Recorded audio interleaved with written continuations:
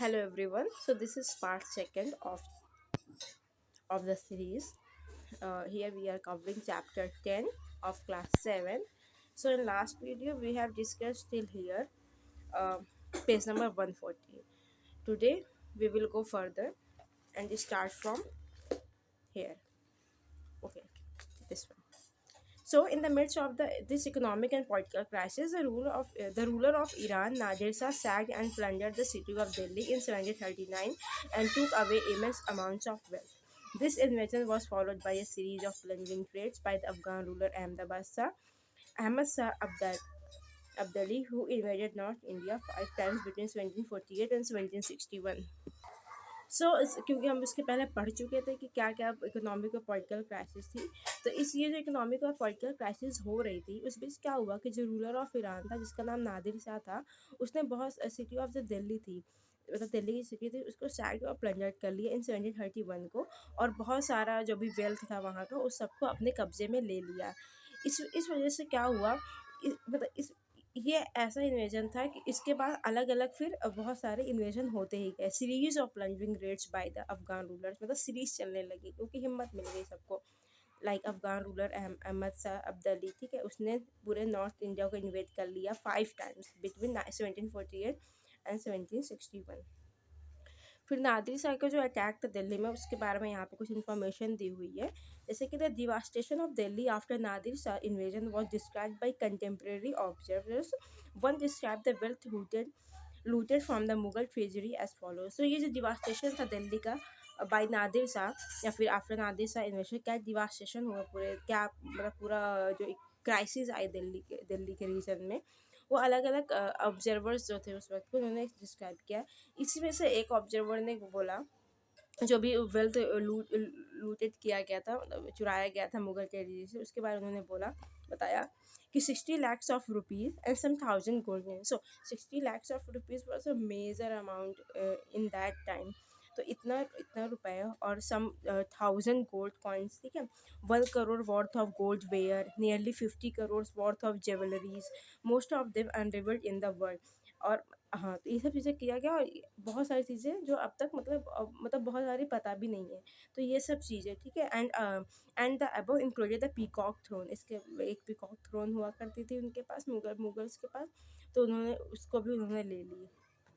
फिर एक another account describe the image, इसके बाद एक दूसरा अकाउंट दोस्त मतलब जो उन्होंने लूटा, तो who had been masters were now in dire straits and those who had been delivered could not even get water to, मतलब यहाँ पे एक तरीके से उसको क्रिटिसाइज किया गया है कि वो लोग को ये ना मिले वो ना मिले ऐसे। तो ये सब चीज़ें अभी नहीं पढ़ रहे हैं हम लोग, हो सकता है जब चैप्टर ख़त्म हो जाए तो इन सब चीज़ों ब्लॉक्स वाले उनको एक्सप्लेन करूँ मैं, तो एक्सप्लेन तो कर दूँगी, पर ये जो पूरा बताते हैं इसका आई डोंट थिंक सो इतना इम्पॉर्टेंट है, तो इसे हम नहीं डिस्कस करेंगे।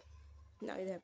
Already under severe pressure from all sides, the empire was further weakened by competition among different group of neighbors. तो इतना ज़्यादा मतलब ज़्यादा हर जगह से प्रेशर आ गया, मतलब इतनी सारी प्रॉब्लम्स आ गई हर तरफ से। The empire was further weakened, जो पूरा जो एम्पायर था वो फिर से वीक हो गया, क्योंकि अलग अलग जो नॉबल्स के ग्रुप्स थे उनमें अब कंपटीशन था कि कौन कितना कब्जा करेगा, वही ज़मीन की लड़ाई एंड ऑल, ठीक है। They were divided into 2 major groups और factions, the Iranians and Turanians. तो ये जो नोबल्स के बीच में लड़ाई हो रही थी उसको 2 मेजर ग्रुप में डिवाइड कर दिया गया, ईरानियंस एंड टुरानीज में, ठीक है। For a long time the later Mughal emperor were peoples in the hands of either one or the other of these 2 powerful groups. तो बहुत समय तक जो हमारे जो मुगल एम्परर्स आए वो एक तरीके से पपेट की तरह थे, या तो ईरानियंस के पपेट थे और या फिर टुरानीज के पपेट थे। तो एज अ पपेट ये लोग काम कर रहे थे, ठीक है, जितने भी हमारे आगे के मुगल एम्परर्स आए। The worst possible humiliation came when 2 Mughal emperors Farooq Syed and Alamgir second was assassinated। तो सबसे ज़्यादा ह्यूमिलेशन जो हुआ वो सबसे ज़्यादा ह्यूमिलेशन जो हुआ उस वक्त वो तब हुआ जब फारूक सैयद, जिनका टाइम पीरियड 1713 से 1719 के बीच में था, और आलमगीर सेकेंड, जिनका टाइम पीरियड 1754 से 1759 के में था, उन्हें असैसिनेट कर लिया गया। उसके अलावा 2 others, Ahmad Shah and Shah Alam, were blinded by their nobles, मतलब उनको अंधा कर दिया गया। तो ये बहुत बड़ी ह्यूमिलेशन थी उस वक्त की, ठीक है। अब आते हैं इमरजेंस ऑफ न्यू स्टेट। अब न्यू स्टेट कैसे उभर कर आया, ये तो हो गया, ठीक है, क्या क्या कैसे वो लोग थे पहले और कैसे वो लोग का इन्वेजन हुआ, कैसे वो लोग ह्यूमिलेट किए गए, ठीक है, कैसे पूरा कोलैप्स हुआ पॉलिटिकली, इकोनॉमिकली, सोशली, हर तरीके से। अब हम पढ़ेंगे कैसे इमरजेंस हुआ न्यू स्टेट का और क्या क्या उसमें रूलर्स आए और कैसे उन्होंने रूल किया, कैसे उन्होंने इस्टेब्लिश्ड किया, कैसे वो लोग वेल्दी बने, ये सब चीज़ें। हाँ, तो with the decline in the authority of the Mughal emperors, the governor of large provinces, Subadars and great zamindars consolidated their authority in different parts of the subcontinent. तो जैसे जैसे डिक्लाइन हुआ, जो मुगल एम्परर्स का डिक्लाइन हो रहा था जैसे जैसे, वैसे वैसे जो गवर्नर से लार्ज बड़े बड़े प्रोविंसेस की, जिन्हें हम सूबेदार्स कहते हैं, उसके अलावा जो ग्रेट जमींदार से, उन्होंने अपनी अथॉरिटी इस्टेब्लिश करना शुरू कर दिया। जैसे उनको एक पार्ट दिया जाता था कि आप यहाँ पे यहाँ का टैक्स कलेक्ट करोगे, यहाँ यहाँ पे रहोगे, इतने पे रहोगे। तो यहाँ पे अब क्या हुआ कि वो लोग डिफरेंट अपनी अथॉरिटी ही पूरा इस्टेब्लिश करने लगे, जो डिफरेंट पार्ट से सब कॉन्टिनेंट के। Through the 18th century, the Mughal Empire gradually fragmented into a number of independent regional states. तो जब तक 18th सेंचुरी आया तो जो पूरा मुगल एम्परर था वो बट गया हिस्सों में, इंडिपेंडेंट स्टेट्स में बट गया, ठीक है, by their subedars and great zamindars. Broadly speaking, the states of the 18th century can be divided into 3 overlapping groups. तो अगर हम मोटे तौर पर बोले तो ये जो पूरा स्टेट था 18th सेंचुरी का, वो मेजरली 3 ओवरलैपिंग ग्रुप्स पे डिवाइड कर दिया गया। पहला, states that were old Mughal provinces like Awadh, Bengal and Hyderabad, ठीक है। तो जो बहुत पुराने मुगल्स के कंट्रोल में जो प्रोविंसेस थे, जैसे कि अवध, बंगाल और हैदराबाद, ठीक है, ये एक ग्रुप ये हो गया। Although extremely powerful and quite independent, the rulers of these states did not break their formal ties with the Mughal emperor. हालांकि यहाँ के जो सूबेदार और जमींदार से वो भी पावरफुल थे, लेकिन बेसिकली उन्होंने पूरा अपना ब्रेक नहीं किया था। जो भी उनके साथ मुगल एम्परर्स के साथ, जो भी उस टाइम के जो मुगल एम्परर्स थे, उनके साथ जो भी उनका कह सकते हैं दोस्ती थी या फिर जो भी उनके साथ कनेक्शन था, उन्होंने पूरा नहीं तोड़ा। ये कहाँ पे था? अवध, बंगाल और हैदराबाद में, ठीक है। ये क्या और क्या थे? ये ओल्ड मुगल प्रोविंसेस थी। दूसरा जो डिवीजन आया वो second, states that had enjoyed considerable independence under the Mughal as watan jagirs, this included several Rajput participants. दूसरा ये आया कि जो पहले से ही काफ़ी इंडिपेंडेंटली रहते थे, ठीक है, तो दूसरे ग्रुप वो हो गए जो स्टेट में तब्दील किए गए एज अ, ये थे तो मुगल्स के अंदर ही, लेकिन एज अ वतन जागीर्स के नाम से जाना जाता है। एज अ वतन जागीर्स मतलब इंडिपेंडेंटली थे, बस मुगल्स के थोड़ा अंदर थे, लेकिन ये अपना काम वाम सब अलग ही करते थे, ठीक है। ये ज़्यादातर ये लोग राजपूत पार्टिसिपेंट्स थे, ज़्यादातर राजपूत थे इस वाले क्राइटेरिया में। तो ये 2 ग्रुप हो गया है। तीसरा ग्रुप हमारा है, the last group included states under the control of Maratha, Sikhs and other like Jat. तो तीसरा ग्रुप जो बना वो स्टेट थे जो इन सब के कंट्रोल में थे। कौन कौन? मराठा, सिख्स एंड अदर, मतलब अदर्स जैसे कि जाट्स वगैरह। These were of different sizes and seized their independence from the Mughal after long run. तो ये जो तीनों थे वो अलग अलग साइजेस के थे, नहीं था कि एकदम इक्वल डिवीजन था, और उन्होंने अपना जो भी मुगल्स के कंट्रोल में ही थे सब, कुछ ज़्यादा कंट्रोल में, कुछ कम कंट्रोल में, कुछ ओल्ड, कुछ ऐसे। तो उन्होंने धीरे धीरे पूरा इंडिपेंडेंस अपनी लेनी शुरू की, ठीक है। बहुत ज़्यादा स्ट्रगल हुआ, पर धीरे धीरे लोग अपना इंडिपेंडेंट होने लगे कि भाई हम अपना काम अलग से करेंगे। तो यहाँ पे पहले मेरे ख्याल से क्या, पहले ग्रुप की यहाँ बात की जा रही है, द ओल्ड मुगल प्रोविंसेस, जो कि अब इंडिपेंडेंट हो रहे थे, ठीक है। तो यहाँ पे अब वो पढ़ते हैं। Among the states that were carved out of the old Mughal provinces in the 18th century, 3 stand out very prominently. तो जितने सारे स्टेट्स जो इंडिपेंडेंटली आए थे 18th सेंचुरी के टाइम पे ओल्ड मुगल प्रोविंसेस के, उसमें से 3 जो थे वो काफ़ी अलग स्टैंड आउट कर रहे थे, क्योंकि वो काफ़ी फेमस थे या फिर काफ़ी वहाँ पे टैक्स कलेक्शन और एरिया में काफ़ी बड़ा था, ठीक है, ऐसे, ठीक है। तो वो थे अवध, बंगाल एंड हैदराबाद, ठीक है। All 3 states were founded by members of high Mughal nobility who had been governors of large provinces. Let me read again. All 3 states were founded by members of the high Mughal nobility who had been governors of large provinces. तो ये 3 जो state थे वो किसके द्वारा बनाए गए थे? जो हाई नोबल्स थे, मतलब हाई रैंकिंग के नोबल्स या फिर काफ़ी जाने माने, उनके द्वारा ये चीज़ें, ये 3 स्टेट्स बनाए गए थे। ज़्यादातर ये जो गवर्नर थे, लार्ज प्रोविंसेस के गवर्नर थे। इसमें जैसे नाम दिया गया है सद्दत खान जो कि अवध के थे, मुर्शीद कुली खान बंगाल के थे, असफ जा हैदराबाद के थे। All three had occupied high mansabdari position and enjoyed the trust and confidence of the emperor. So इन तीनों में इन तीनों ने हाई मनसाबरी पोजीशन, ये क्या पोजीशन होती है वो आप किसी सेपरेट वीडियो में सारे डिस्कस कर दूंगी। तो ये लोग थे, ये वाली पोजीशन को अपनाए हुए थे उस वक्त, और बहुत ज़्यादा ट्रस्ट और कॉन्फिडेंस एम्परर्स के साथ इस्टेब्लिश कर चुके थे ये लोग। Both Asaf Shah and Murshid Quli Khan held a Jat rank of 7,000 each. Wasadat Khan Jat was, तो यहाँ पे रैंक हुआ करती थी, जाट रैंक हुआ करती थी, ठीक है। तो असफ शाह मुर्शिद कुली खान की जो रैंक थी वो 7,000 थी, और वही सदत खान की जो रैंक थी वो 6,000 के लगभग थी, ठीक है। अब यहाँ पे अलग अलग प्रोविंसेस को एक्सप्लेन किया है, हैदराबाद में क्या क्या था, ठीक है। उसके अलावा बंगाल में आगे एक्सप्लेन करेगा क्या क्या था। तो ऐसे जो तीन हमारे मुख्य हैं जो पावरफुल हैं, जो मुगल एम्पायर से लिए गए ओल्ड मुगल प्रोविंसेस से, उसको यहाँ पे अलग से एक्सप्लेन किया गया। तो अब हम लोग वो पढ़ेंगे। हाँ, तो निज़ाम उल मुल्क असफ जा, the founder of the founder of Hyderabad state, was one of the most powerful members at the court of Mughal Emperor Farooq Sayyid। तो जो हमारे निज़ाम उल मुल्क थे असफ शाह, ठीक है, ये क्या थे, फाउंडर ऑफ हैदराबाद स्टेट के ये फाउंडर बने एक तरीके से। ये one of the most powerful members थे। पूरा जो मतलब मुगल एम्परर्स का कोर्ट हुआ करता ना, तो उसमें मतलब बहुत सारे मेंबर्स हुआ करते थे। I hope you all can see this, okay.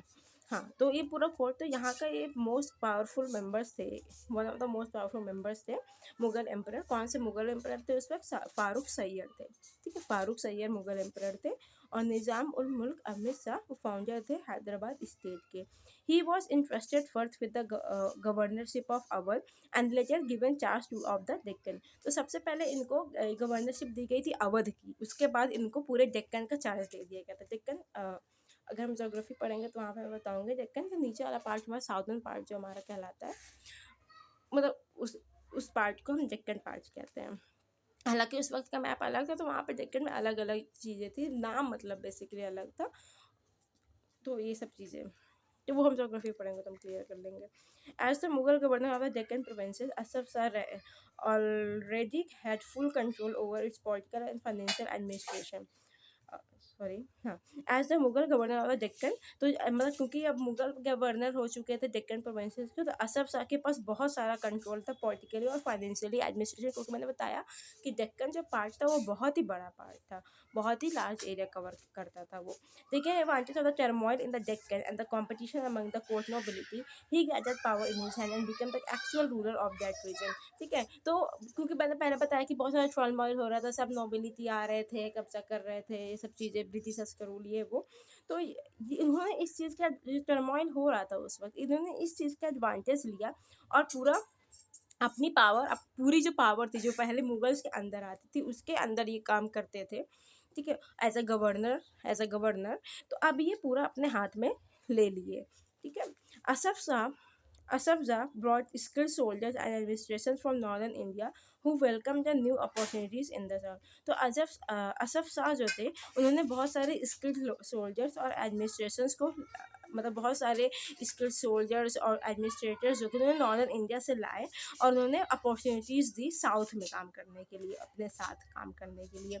He appointed मनसबर्स and granted jagirs, ठीक है, उन्होंने मनसबर्स को, ये हम पढ़ेंगे इनकी क्या काम, मतलब एज अ गवर्नर ही ये भी काम करते थे, तो लेकिन थोड़ा हम डीप में पढ़ेंगे इसको। तो उन्हें मनसबर्स और अपॉइंट किए और जागीर्स उनको दी, ठीक है। Although he was still a servant of the Mughal emperor, he ruled quite independently without taking any direction from Delhi और फेसिंग एनी इंटरफेरेंस। ऑल्दो यहाँ पे बताया गया क्योंकि एक तरीके से सर्वेंट ही थे मुगल एम्परर का, लेकिन इसके बावजूद भी क्योंकि इनका इतना पावर हो गया था वहाँ पे कि इंडिपेंडेंटली ही काम करते थे, इनको कुछ भी डायरेक्शन नहीं लेनी पड़ती थी दिल्ली से या फिर कुछ इंटरफेरेंस नहीं होता था वहाँ से। The Mughal emperor merely confirm the decision already taken by the Nizam. तो जो मुगल एम्परर थे वो हमेशा मतलब कंफर्म ही कर देते थे जो भी डिसीजन लिया वहाँ का निज़ाम, मतलब अब हैदराबाद में जो बनता है उसको निज़ाम कहते हैं, मतलब इनको एक तरीके से निज़ाम कहा जाता था, ठीक है, किसको, निज़ाम उल मुल्क को, मतलब सॉरी असफ शाह को।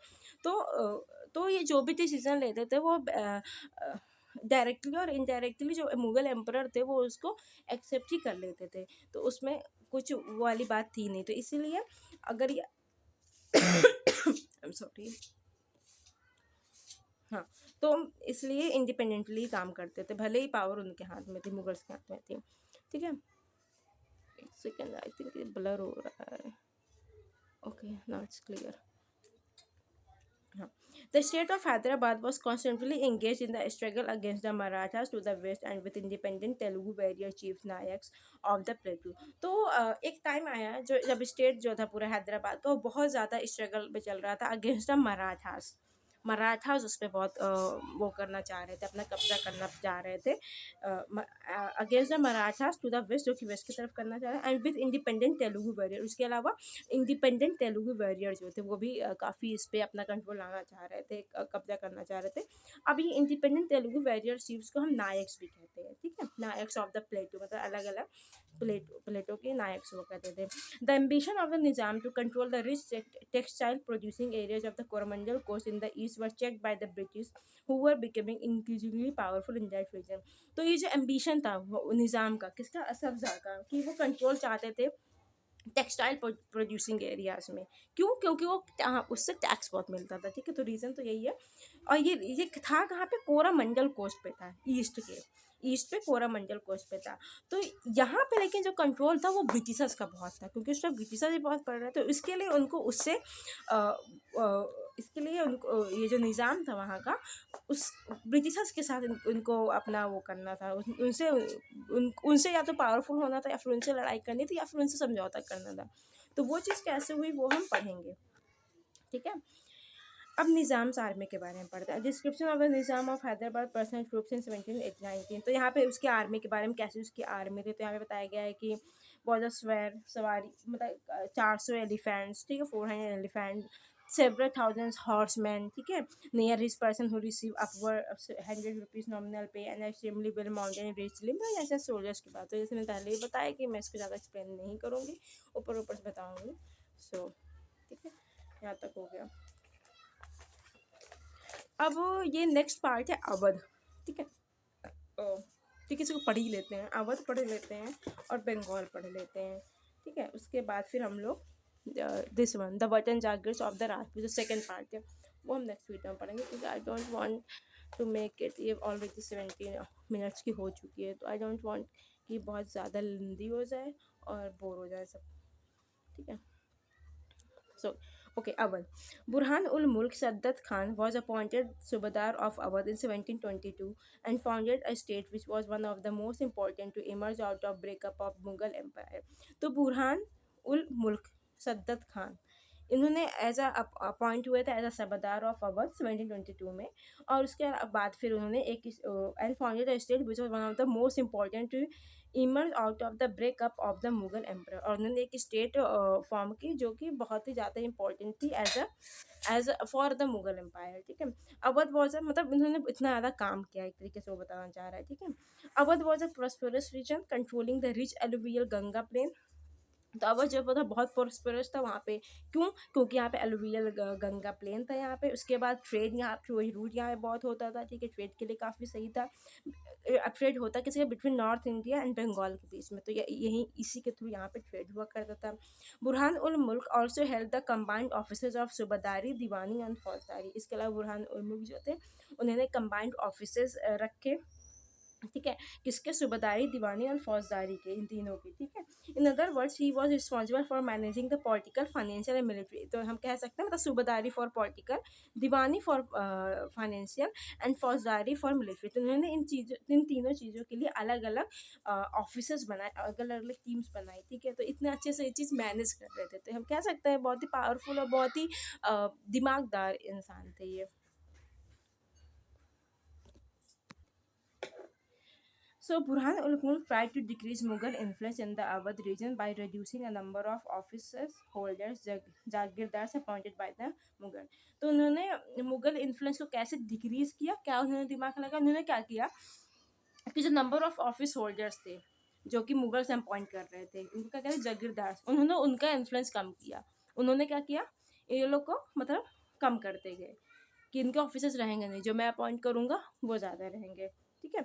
ही also reduce the size of jagirs and appointed his own loyal servants to vacant position.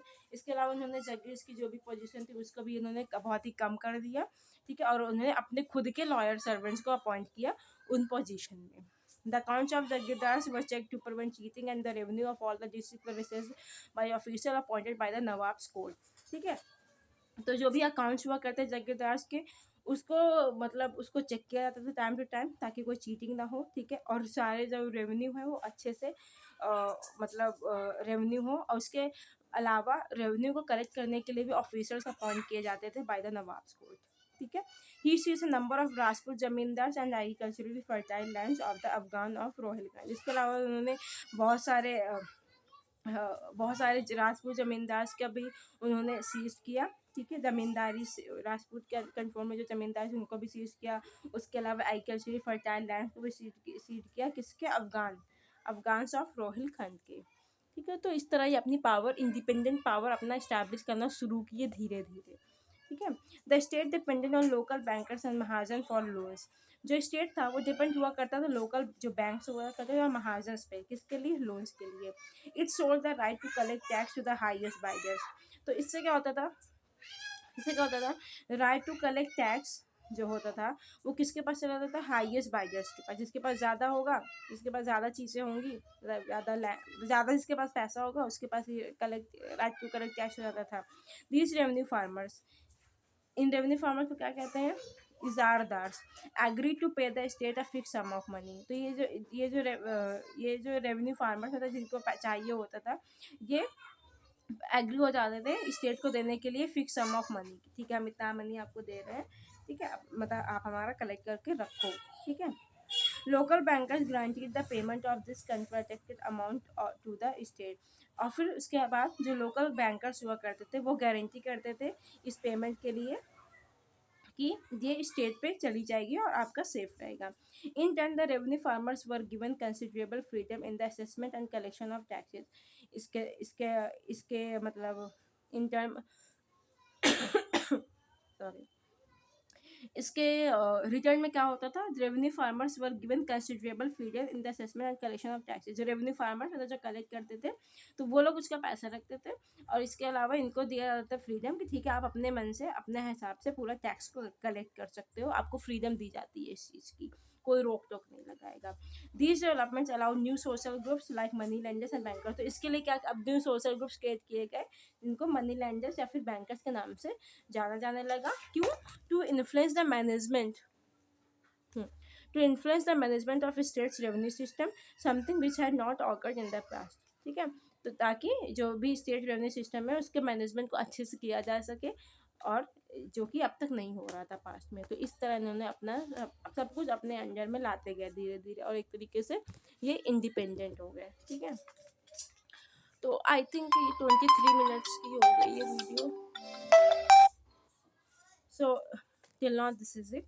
कोई डाउट्स है तो आप पूछ सकते हो, एंड इसका नेक्स्ट पार्ट आ जाएगा, ठीक है। मैं जितनी जल्दी रिलीज मैं कोशिश करूँगी जल्दी से जल्दी। And hope you like the video. कुछ डाउट हो तो पूछ लीजिएगा। Thank you so much, bye bye.